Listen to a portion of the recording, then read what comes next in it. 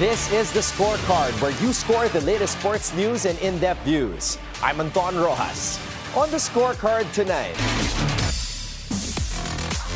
Eala's 7-match winning streak has come to an end in Toronto. But the Filipina tennis star still has plenty to take away from her first Canadian Open campaign after reaching the round of 16 following her historic Washington title run. Strong Group Athletics Pilipinas is set for its toughest William Jones Cup title defense yet, with the Philippines chasing a third straight championship against a loaded field in New Taipei City. The Alas Pilipinas girls are within reach of the FIVB Under-17 World Championship round of 16 after two major upsets in their world debut. But the young Filipinas still have work to do to secure their place in the next round. Frank Lau takes over as PNVF president as Philippine volleyball returns to full governance, with a new board tasked to restore stability and build on the sport's recent growth. All the headlines and more on the Scorecard tonight, the 10th of August. Now, here's our roundup brought to you by the Philippine Sports Commission, the Philippine Olympic Committee, and the NST-IAC.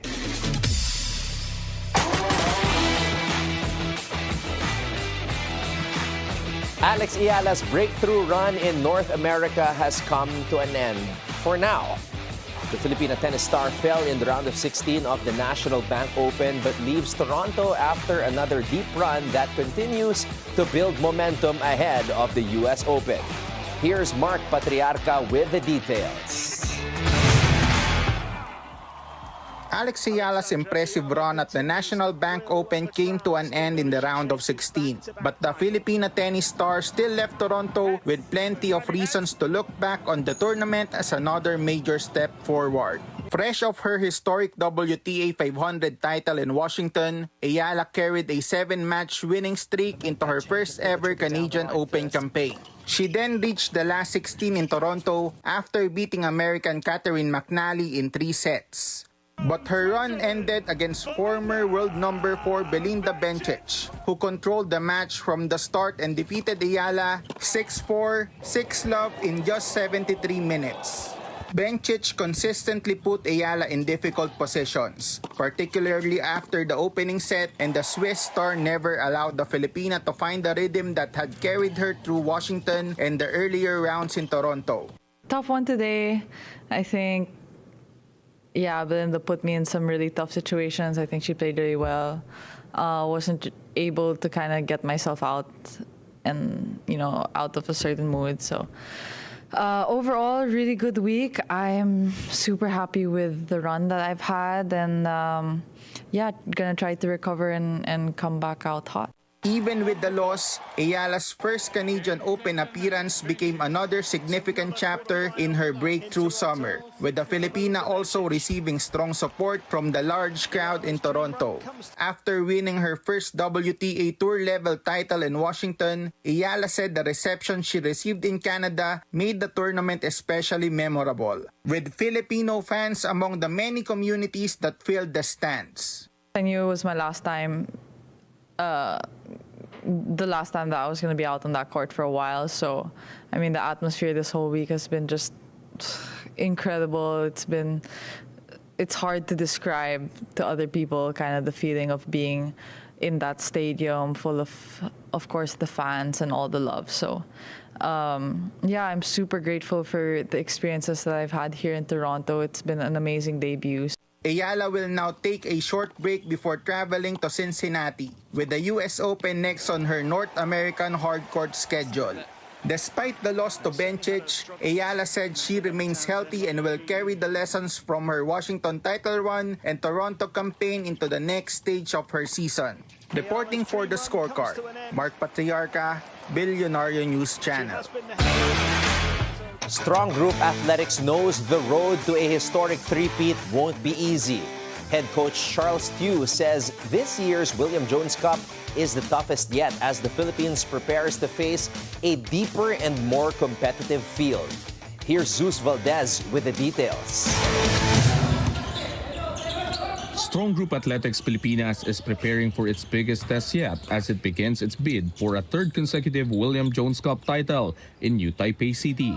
Head coach Charles Tew believes this year's tournament features the strongest field since the team began its title run. I think this year the tournament is much tougher. We have Taiwan national team, we have Korea, the DB Promi team, and then yung Japan team. So tougher pero still exciting. We should be up for the task and hopefully we can compete and represent the festival. Strong Group opened its campaign against DB Promi on August 14 before facing Japan on August 15 and Chinese Taipei Blue on August 16. The team then plays Japan again on August 18, DB Promi on August 19, and closes the group stage against Chinese Taipei Blue on August 20 with all games to be played at Xinhuang Gymnasium. Helping lead the title defense is former NBA veteran Boban Marjanovic, who has already impressed the coaching staff since arriving in camp. He's been great, obviously being around the last couple of days. Great guy, fun teammate, but very professional. Also doesn't quit play, just gets to work. A smart player. With a deeper field and demanding schedule and history on the line, Strong Group will look to rely on its blend of international experience and local talents as it chases an unprecedented third straight William Jones Cup championship. Reporting for the Scorecard, Zeus Valdez, Bilyonaryo News Channel. The 2026 William Jones Cup will mark a special first for the Ildefonso family. For the first time in their career, Sean and Dave Ildefonso will represent the Philippines together on the international stage. Once again, here's Zeus Valdez with the details. Sean and Dave Ildefonso are set to write a new chapter in their basketball journey as they suit up together for Strong Group Athletics Pilipinas in the 2026 William Jones Cup. While Dave has previously represented the country with Batang Gilas, Gilas Pilipinas, and Strong Group, this will be the first time the brothers will wear the Philippine colors as teammates. For Sean, the opportunity makes the tournament even more special. Never had this opportunity before kasi siya lang yung lagi ng Batang Gilas dati. Ngayon, we're given a chance to represent the country and being, at least sharing the court with him in the international stage. And, we're just really taking everything in. I'm just really grateful for the opportunity. The Ildefonso brothers have shared the court before at the professional level, but both agree that representing the Philippines together carries a different significance. Dave said playing for Strong Group on the international stage is a moment he never thought he would share with his older brother.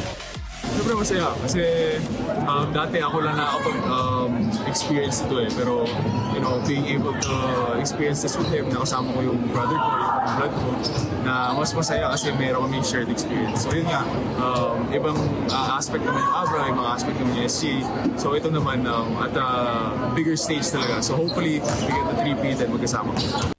As Strong Group Athletics begins its quest for a third straight William Jones Cup title, the tournament will also give the Ildefonso brothers their first opportunity to represent the Philippines together, adding a personal milestone to the team's championship bid. Reporting for the Scorecard, Zeus Valdez, Bilyonaryo News Channel. The Alas Pilipinas girls are one step closer to the round of 16 of the FIVB Under-17 World Championship after making a statement in their first appearance on the global stage. The Philippines, ranked 25th in the world, has already pulled off two major upsets, beating number 8 Mexico and number 20 Tunisia to move the 2-1 in the Pool B and put themselves in contention for a place in the next round. Now, the Alas girls face world number 6 Peru with a straight sets victory guaranteeing their passage to the round of 16 and keeping their chances of a top 2 finish alive. The team has also received key contributions across the lineup, with Kyra Celis continuing to lead the scoring while Cis Raiko has re-emerged as a go-to option in crucial moments. After Peru, the Philippines will close out pool play against world number 12 Venezuela, with the top 4 teams from the 6-team group advancing to the round of 16. Frank Lau is now the new president of the Philippine National Volleyball Federation after being elected during Monday's polls at the Soler Theater South Links boardroom. Lau will lead a new 13-member board that includes Vice President Attorney Don Capunan, Treasurer Romel Nang, Auditor Attorney Wharton, and 6 other trustees, while former PNVF President and current Asian Volleyball Confederate Chief Ramon Tatsuzara was also elected to the board. Donaldo Caringal was appointed Secretary General, with the male and female representatives from the Athletes Commission still to be announced.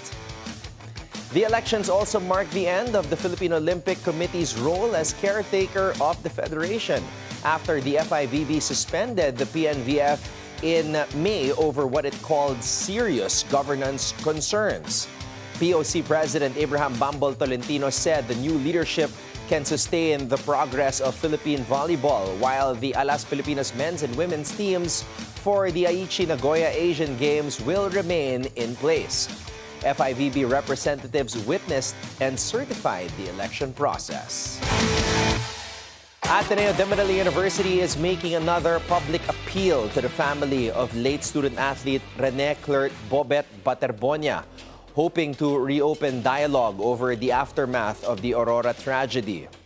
The university said it has continued to support the Baterbonia and the Dili families after the 2 student athletes died during an off-campus team-building activity in Dipaculao, Aurora last June 8. Ateneo also said President Father Bobby Yap personally visited Baterbonia's wake, offered his condolences and apologies, and assured the family of the university's support. The public appeal came after Baterbonia's mother said she remains hurt over the university's response to her son's death, while the June 8 tragedy continues to be the subject of multiple investigations. NBA Hall of Famer Scottie Pippen has once again inserted himself into the greatest of all-time conversation, saying team success outweighs individual achievements when comparing players. During an appearance on the PBD podcast, the 6-time NBA champion was asked whether he considers himself a better all-around player than LeBron James. Pippen didn't point to scoring titles, MVP awards, or statistics. Instead, he pointed to his 6 NBA championships with the Chicago Bulls. My success as a team is more successful than LeBron. I got 6 rings. The former Bulls star was then asked a follow-up question. If he were building an NBA franchise around one player, would he choose himself or LeBron James? Once again, Pippen turned the discussion back to winning titles.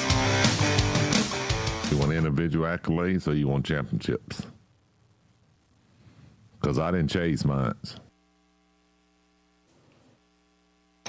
Pippen's comments are expected to fuel another round of the long-standing GOAT debate involving LeBron James and his former teammate, Michael Jordan.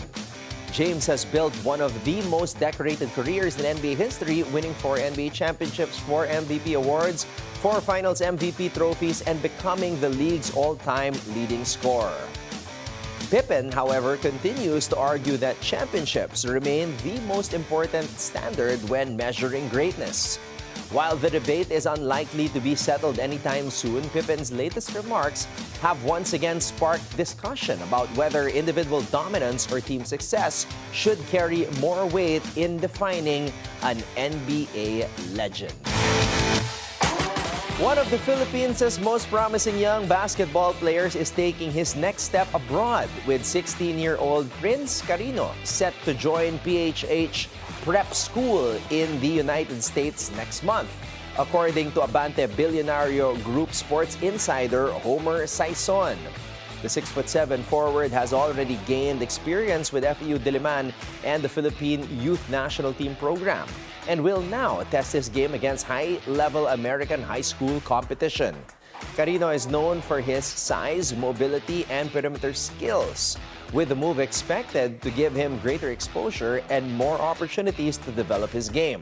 The U.S. prep school system has also become a pathway to NCAA Division I basketball, giving Carino an opportunity to build his credentials while adapting to a new environment and a higher level of competition. Up next, the Philippines has once again shown its strength in padel after defending its Asia-Pacific Padel Cup title, with Filipino players continuing to make their mark against the best in the region. We'll break down the team's back-to-back championship, the players who stood out, and what's next for Philippine paddle with coaches Brian Casao and Eric Marquez when we return right here on The Scorecard.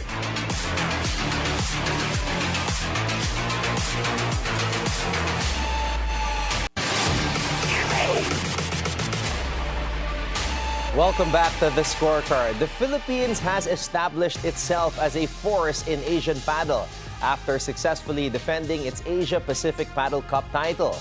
With the national team continuing to produce strong results and more Filipino players making their mark internationally, the focus now shifts to how far the sport can grow in the country. Joining us tonight to talk about the team's back-to-back championship, the development of Filipino paddle, and what comes next are paddle coaches Brian Casao and Eric Marquez. Coach Brian, Coach Eric, maraming salamat and welcome to The Scorecard. Thank you po. Thank you for Alright, having us. simulan ko na kay Coach Brian. Coach, after winning the APPC again, how much higher can this Philippine team still go? For me, as long as it can go, kasi our team is already at that level that can compete at a high level. And this tournament, the Asia Pacific Paddle Cup, and winning the second title is one of a significant events that happens to us, because hindi biro din yung pinagdaanan ng team. We've prepared it the whole year. And we are looking forward to more tournaments like this. Coach Brian, ano ba yung pinagkaiba ng preparation last year and this year? And Coach Eric, you can chime in as well. Yeah. Ano ba yung difference? Well, last year, because it's our first title, so talagang pinaghirapan namin, and it's a long process for all of the players, because it's really hard then at the same time knowing that the level of this competition will be much higher. And now, towards to the second cup, medyo parang all of the team wants to beat us because we're defending the title. So it also builds pressure for us coaches at the same time that we need to, of course, number one, we need to deliver another best result for this year. And di namin magagawa yun without the efforts of our players, the coaching staff, even our conditioning coaches and sports psychology coach. So it's tough, but we did well. Coach Eric, na-feel mo ba yun yung sinabi ni Coach Brian na because you came in this year defending your championship, the pressure was higher? Yeah, I think this year kasi, bali, nagkaroon tayo ng amateur category in the tournament. So basically, last year, it's just only the pros. So it adds, like, parang, yun nga, parang nagkaroon ng more pressure for us kasi we want to also, like, to show up na hindi lang tayo pang pro. We also have this, like, amateur categories na can compete. And yeah, I mean, nung dumating yung mga bisita natin, we felt na they are locked in. So, tinry lang talaga namin ibigay yung best namin. So, yeah, I mean, saya naman, nakuha natin. So, yeah. Coach Eric, Coach Brian, before we proceed with more questions about your recent tournament, I just want to ask, and I'm sure this is a question you get a lot, with the rise of Alex Eala and of course, padel and pickleball, ano ba yung pinagkaiba ng tatlo? Tennis, padel, and pickleball?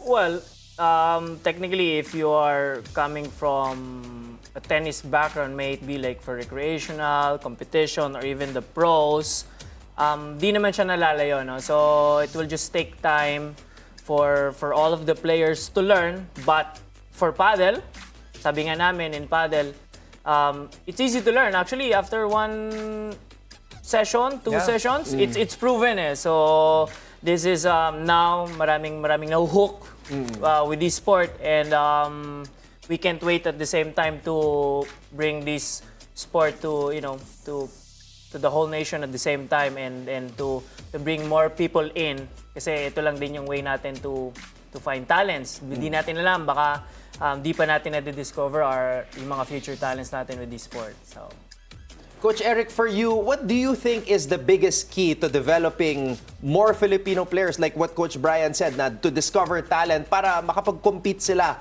on an international level? I think for us, I mean, from the start naman, we're really, kumbaga, grassroots. Nag-come up kami ng like programs for our grassroots para, kasi naniniwala kami na, alam mo yun, na parang ano na siya sabihin, pero yun nga, yung kabataan natin, yung pag-asa natin in terms of sa sports din. So, yeah, I mean, having a good like grassroots program will help us para, alam mo yun, makakita tayo ng mga new talents. Kasi right now, ang ano lang naman natin is, yun nga, parang padel is still, you know, a new sport in a way, pero hindi pa siya masyadong exposed. So, we're trying to expose lang yung sport sa buong bansa kung, yeah. Going back to Coach Brian, with Filipino paddle now beating the best teams in Asia, ano pa ang mga bagay ang kailangan nyo i-improve for the Philippines to move even higher and compete at an even higher level than before? Well, of course, hindi lang training. No? We need these players, our team, to be exposed, number one, with this level of competition. No? Para, for example, like what is Alex doing right now, so more exposure to her, and then it's the same thing with our team that we need this high-level competition from now and then to make sure na they're learning. Kumbaga, competition, you still learn whether you win or you lose. So there's more, and at the same time, not just competition, but more of international training as well, because sabi nga nung sinabi ni Coach Eric, the sport is young in the country. So we have a few people playing this sport professionally, especially in Asia Pacific. So the more that we compete at that level, we will see the growth of our team and possibly the talents that we can discover. Speaking of the talents, let's talk about some of them. L.A. Cañizares and Jason Tamayo, they performed really well. So what makes their pairing so effective in your guys' opinion? Well, for me, Jason, I would say is one of the blessing in our team, because he already plays padel for quite some time, in the States. And the moment that I got him to play for the national team, we are very lucky enough that he committed to us. No? And the pairing that he had with LA is also, I would say, one of a kind pair. So, and at the same time, hindi lang naman sila yung nag-work. So the cup was all about the whole team working together, winning most of the matches, and at the same time, the team of the coaches who helped them achieve the championship in this cup. Yeah. Last question, I'll go to Coach Eric here. Coach Eric, Marian Cappadocia and Joanna Tao Yitan, they have been consistently among the Philippines' top performers. What makes them such a formidable pair on the international stage? I think siguro yung chemistry nila together, because in a way they've played like for a couple of years na rin. So I think kumbaga alam na nila yung laro ng isa't isa. So I think that's one, and also yung parang kagustuhan talaga nila manalo. When they compete, parang sobrang hungry nila every time they play. So I think yun yung isang magandang trait pareha sa kanila. So yeah, I think that's the reason why kung ba't lagi silang, alam mo yun, winning. So, yeah. All right, well, Coach Eric, Coach Brian, congratulations on your success. More to come, and thank you so much for sharing your stories here on the Scorecard. Thank you very much. Thank you. Thank you. Thank you. Thank you. Up next, last week, NLEX handed TNT a painful loss. And this time, the Tropang 5G returned with a healthier roster, while the Road Warriors look to prove that their first win was no fluke. We'll break down that matchup when we return right here on The Scorecard.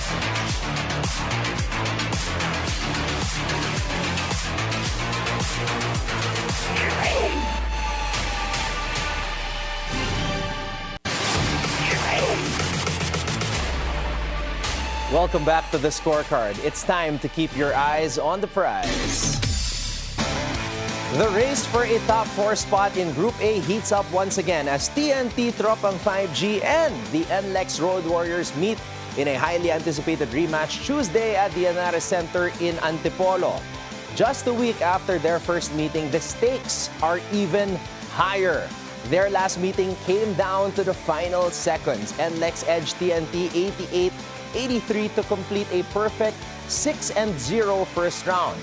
But the score didn't tell the whole story. Despite missing R.R. Pogoy, Jordan Heading, Jason Castro, Calvin Oftana, and Kelly Williams, TNT rallied from 17 points down and stayed within striking distance until the final possession.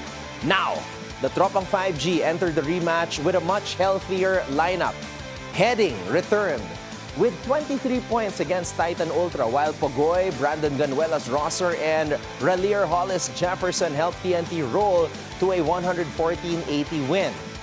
For Jimmy Alapag, the pressure of an unbeaten record is gone. After NLEX's first loss to Terra Firma, the rookie PBA head coach said he never expected the Road Warriors to go undefeated. Instead, he believes the defeat removes the extra pressure and allows his team to focus on improving. Alapag also expects a different TNT team this time after praising the Tropang 5G's defense and hustle even while they were shorthanded in the first meeting. For TNT, a healthier roster could be the difference because with Heading back, Pogoy providing leadership, and Hollis Jefferson anchoring both ends, the Tropang 5G must turn their improved offense into a more complete performance. For NLEX, Robert Pollock must control the pace. Daquan Jones has to match TNT's physicality. And the Road Warriors must take better care of the ball in crunch time. If NLEX executes late, it can complete a season sweep of the defending champions. But if TNT's healthy core finally comes together, this rematch could have a very different ending.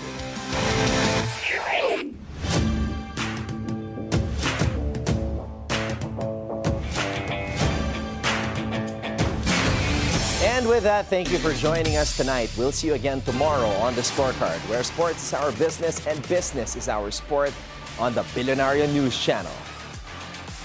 This is Anton Roxas. Have a blessed evening, everybody, and good night.